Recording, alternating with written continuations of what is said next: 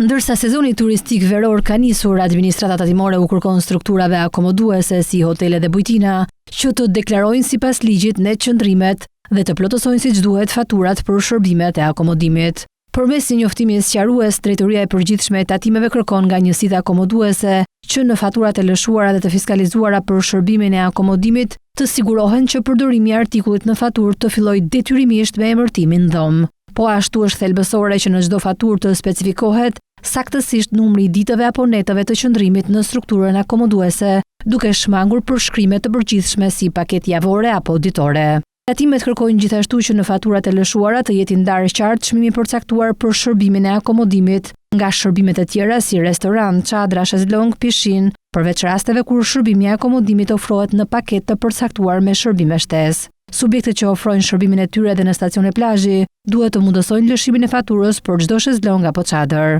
Nga ana tjetër u kërkohet aplikimi i qartë i shkallës së TVSH-s. Tatimet sqarojnë se shkalla e reduktuar e tatimit mbi vlerën e shtuar prej 6% aplikohet vetëm për furnizimin e shërbimit të akomodimit në strukturat akomoduese, sipas kategorive të përcaktuara në legjislacionin e fushës së turizmit, si dhe përcaktimeve mbi ligjin e tatimit mbi vlerën e shtuar. Administrata tatimore nxit strukturat akomoduese që të ndërmarrin hapat e mësipërm me qëllim lehtësimin e përmbushjes me sukses të detyrimeve tatimore, duke theksuar se zbatimi i tyre siguron përputhshmëri me kërkesat ligjore, lehtëson procedurat e raportimit dhe shmang verifikimet, mundëson përfitimin e saktë të shkallës së reduktuar të TVSH-s, si dhe kontribuon në formalizimin e sektorit të turizmit. Udhëzimet sigurojnë zbatimin efektiv të vendimit të qeverisë të miratuar në mars për përcaktimin e periudhës së shfrytëzimit dhe të nivelit minimal të kapacitetit të shfrytëzimit të strukturave akomoduese dhe për të lehtësuar procedurat e raportimit.